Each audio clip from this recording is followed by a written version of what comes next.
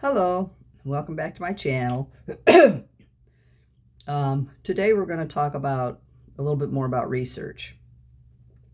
Whether you're writing fan fiction in a specific fandom or multiple fandoms, or trying to write an original opus, magnum opus, research is very, very important. Now, when doing fan fiction, look up as much information as you can, collate whatever you can, relative to the fandom that you're working in. If it's an anime that has a lot of martial arts, do your research with the types of martial arts, how they're performed. If you can't find instructions or breakdowns of that particular art, if it's sword play, do as much research as you can in sword play. Um, yes, fan fictions are fiction for a reason because they're not based in reality. They're fantasy or adventure, horror, whatever. But if you can ground them in some basis of reality, then the stories are richer for that. They're more relatable. They people can get into them because it's like whatever you're writing is going to be like or similar to what they've experienced, what they know, uh, what they learn. Um, I do as much research as I can, as you see, and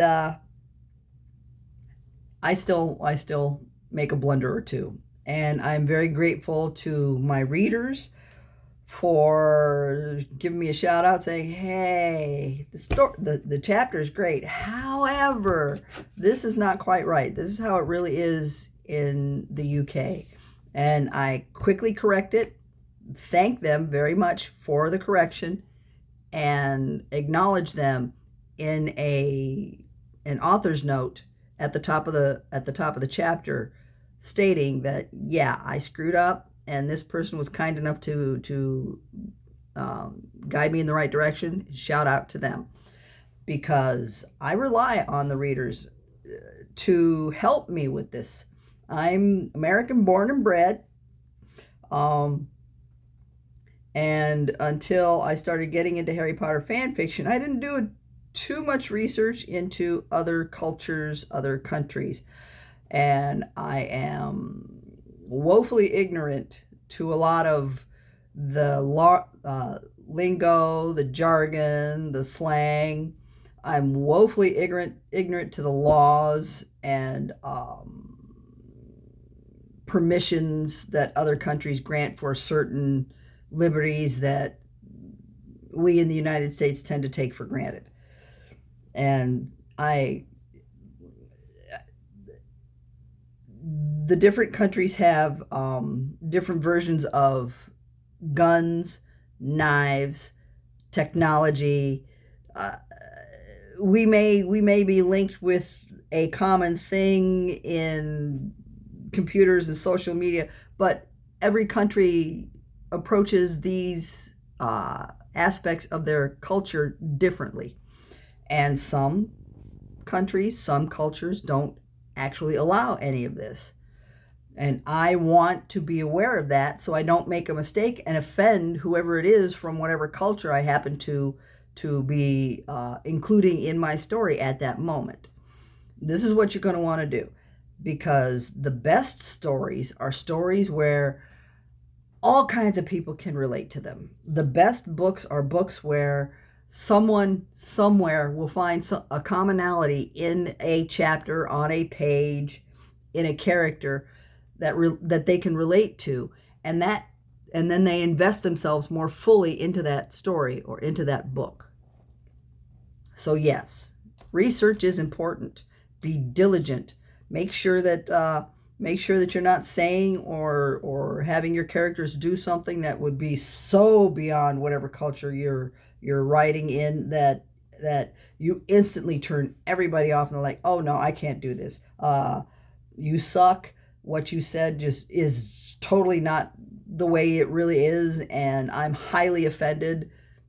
No, no, no. I don't ever want to do that, which is why I do the research that I do and accept constructive criticism and corrections. On the flip side of that, if you're doing fan fiction and you're posting your stories somewhere,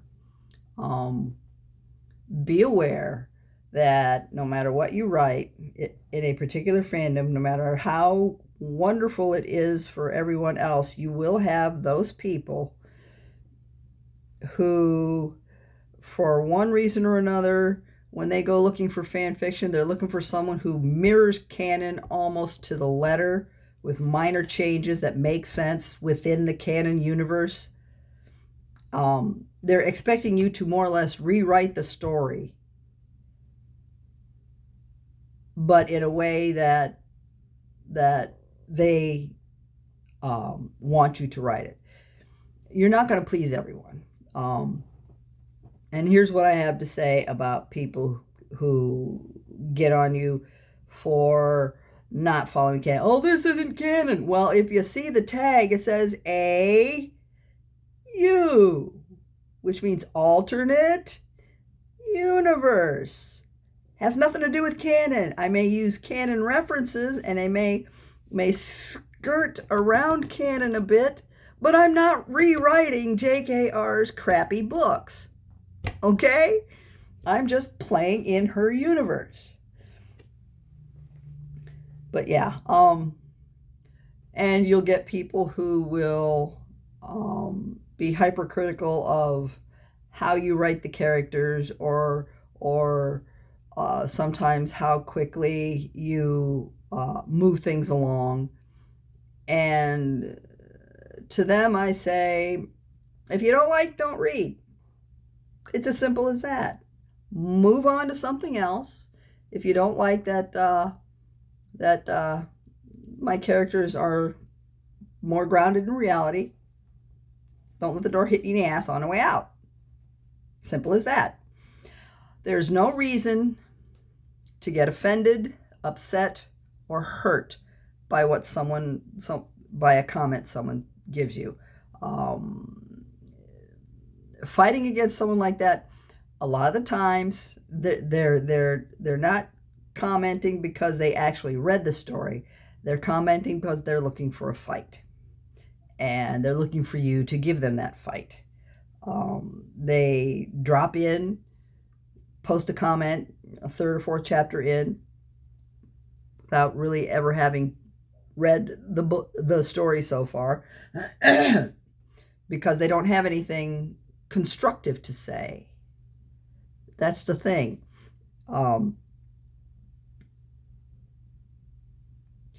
And all they're doing is spoiling for a fight. They're the trolls that wander the internet, trying to find a platform where they can be ugly and mean and nasty and hope that you fight back so they can get uglier, meaner, and nastier. As Jinx Monsoon would say, water off a duck's back. Just let it slide off. They're not targeting you. They're targeting their shitty life, their crappy upbringing, their friendlessness, their smug superiority, because some of them are doing it because they think they're better than everybody else. And they're going to prove it by slamming and demeaning you and your efforts. Don't let them. Don't let them. Do not engage with these people. Block them. Delete the comment. Just, brush them off and move on. Because in this life, it's a sad, sad, sad fact of reality that people are going to be shitty and mean because they like to be shitty and mean. And with the advent of the internet and social media and the anonymity, they're going to continue to be shittier and meaner and know that they can get away with it because you don't know who they are. They're just an anonymous words on a screen.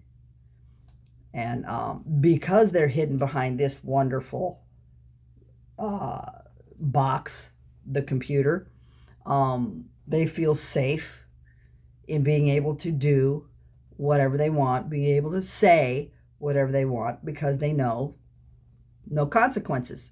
I know there are laws in most states and in several countries against cyberbullying, and but in platforms like your fan fiction sites, fanfic.net, AO3, although AO3 works extra hard. If you file a complaint, they work extra hard to locate and stop whoever is being violent towards you in the comments. So if you're having an issue with a specific author, reader, commenter, let them know. Send them the text of the body of the message that they left, the comment that they left, and let them know, and let their lawyers handle it.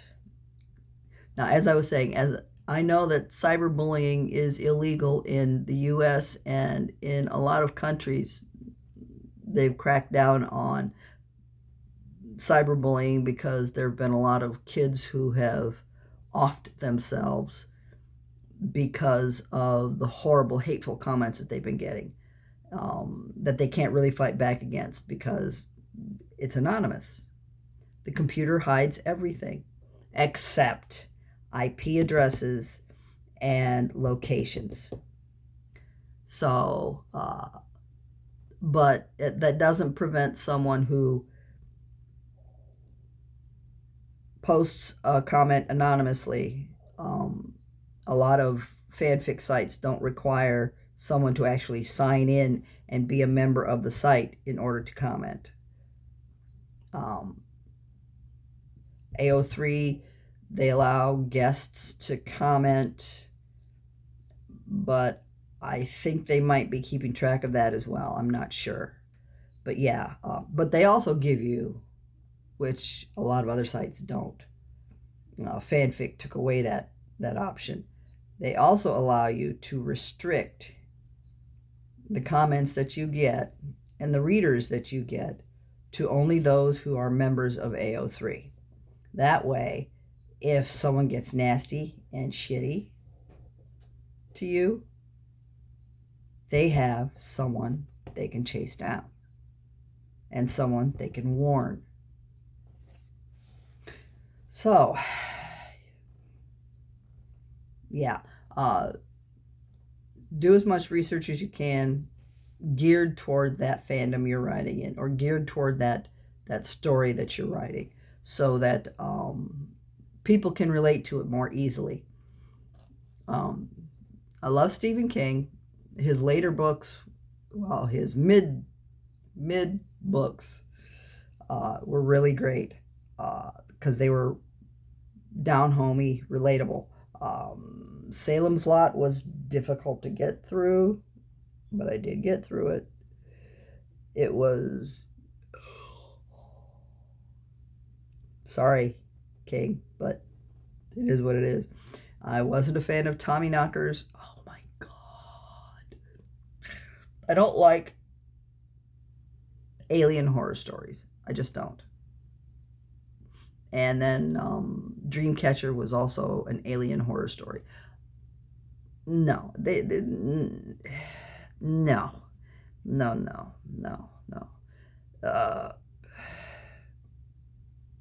If there's other life out there, they wouldn't come within 5 billion parsecs of this place.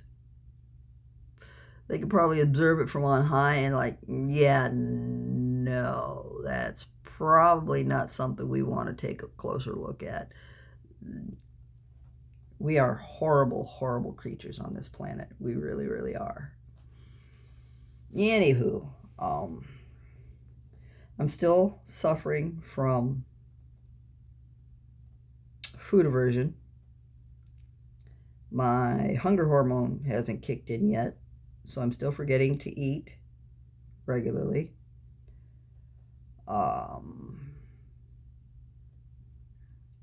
I'm glad I'm drinking the protein shakes and the protein waters, so at least I'm getting some protein. And I have a good deal of protein in the evening for dinner, so there's that. I'm coming up on 63 real soon, and at my age, hypercalcemia is a higher probability of happening. I've been hypercalcemic probably for a good number of years. Kidney stone sufferer here. Had surgery a couple of years ago to remove 2 rather large stones from my left kidney. I'm taking vitamin D3, K2, and it's also in my protein shake. It's in my bariatric vitamin. It's in a lot of, as is calcium. It's also in my protein shake and in my bariatric vitamin and in a lot of what I eat. But the vitamin D3, K2 is supposed to help with absorption. And so is the potassium that the 2,000 milligrams a day of potassium I'm taking. It's not helping enough because I'm still hypercalcemic. It's not a huge amount, but it is worrying. I'm shedding calcium for some reason, and I don't know if it's because I'm not processing what I'm taking in, or if it's just advancing osteoporosis. My bone density has diminished a bit, but that's to be expected. As you get older, your bones start, I've had the parathyroid looked at, and it's fine. So that's not the reason that I'm shedding calcium like nobody's business. So I've had to go off the calcium citrate twice a day because I'm taking in enough calcium for everything else I'm eating and drinking that the excess is actually being peed out or collected in my kidney. Both kidneys, because I still have both kidneys, and yes, both kidneys have been affected by kidney stones. So yeah, there's that.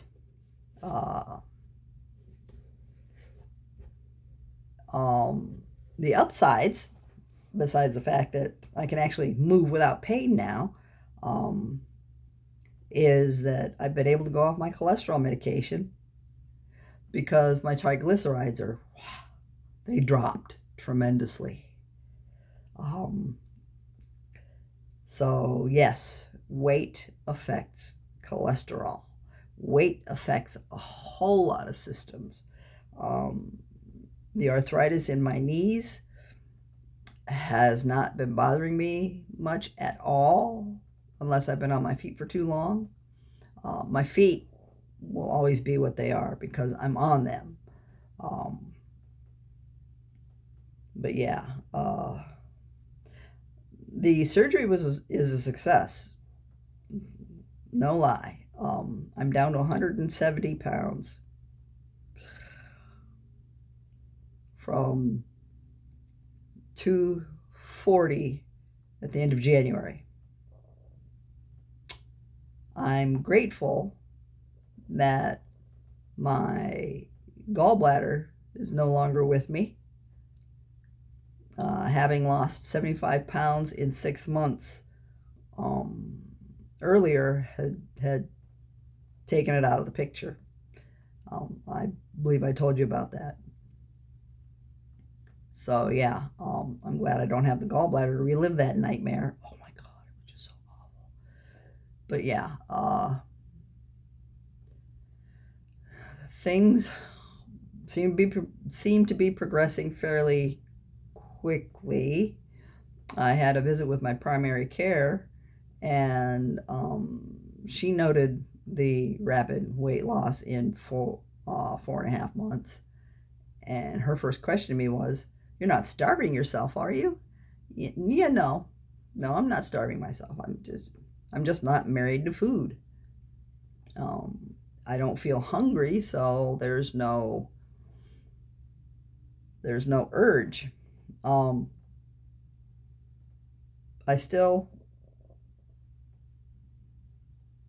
have that habit, that voice in the back of my head that says, "Ooh, you should have those chips," or "Ooh, you should have those cheesy crackers," or "Ooh, you should have this," or "Ooh, you should have that." That little voice is the hardest thing to fight against, and it has nothing at all whatsoever to do with depression or anxiety or any other emotional upheaval that might spur that kind of thing. I've never eaten my feelings. The way I grew up with money tight, and sometimes wondering where your next meal is coming from,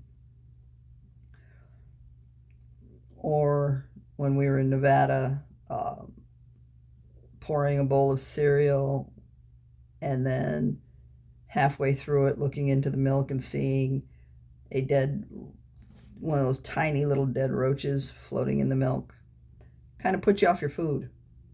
I have not been able to eat fruit tricks or Fruit Loops since I was 6-ish when that happened. So yeah, I haven't been able to eat. I'm not a fan of cereal at all. Some memories linger for a long time. Yeah, watching your dad kill a roach on the ceiling above your head while you're at the kitchen table, and that affected my ability to enjoy a meal. Um, Being forced by babysitters to eat things that were disgusting. Black-eyed peas. I can't go near black-eyed peas. My brother and I were the last two at the table. We did not like the food at all. We did not want to eat the food at all. At all. She forced Billy to eat those peas. He threw up on his plate. She forced him to clean the plate. She forced him to eat his own puke. These are the experiences I grew up with, which affected very greatly how I relate to food. Um, when we moved up here to Ohio from Nevada, and Dad's paycheck was, we lived from paycheck to paycheck for quite a while before he got his job through the water department, and we were able to buy our own place. I ate the least because my brothers were pigs. If there was even just a crumb of food on the table, it was gone.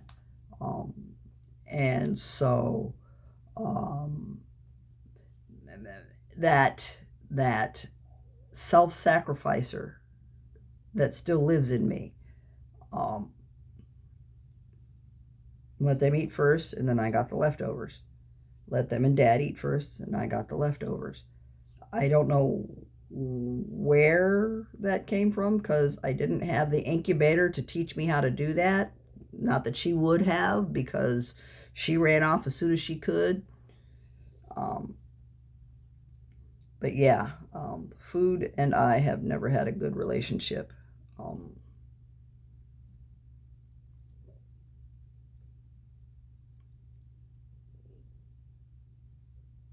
it, it is what it is. So it's not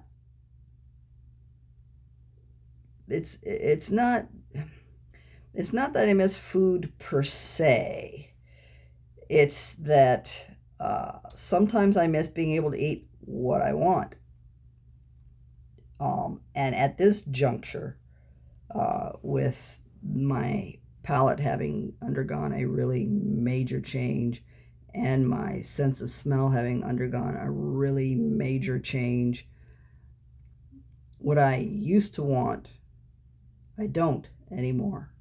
Um, it's hard for me to stomach highly spicy foods. The smell alone makes me nauseous. Um, the uh, the taste,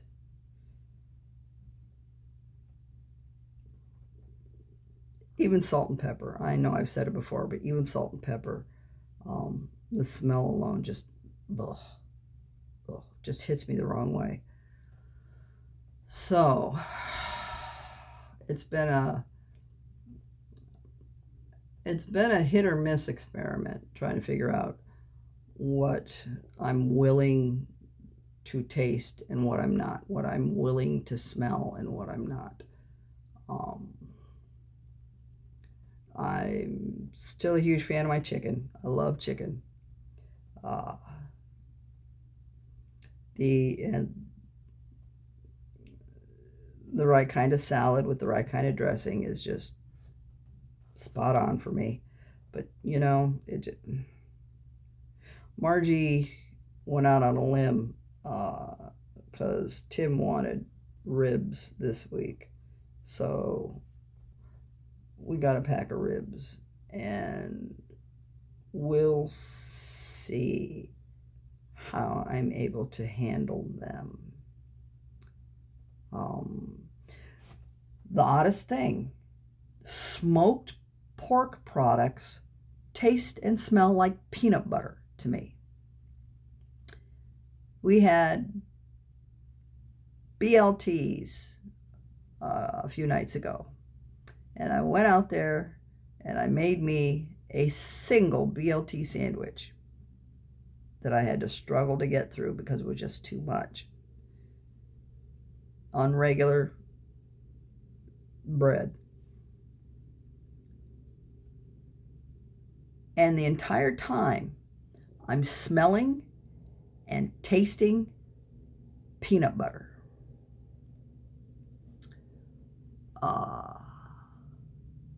I don't understand why that is, but it was very, very off-putting. Smoked sausage, the kielbasi or the Italians, smells and tastes like peanut butter. And I don't know why. This is what I was talking about when I said that my sense of smell and my palate have changed so much. Peanut butter. Smoked pork products smell and taste like peanut butter. I don't understand that. Maybe it's the smoking process. Maybe it's something in the smoking process but it's weird. It's so weird. Anyway, I think I've yacked your ears off enough today. I shall see you tomorrow. Not quite sure what I'm going to discuss, but I'll figure it out. Until then.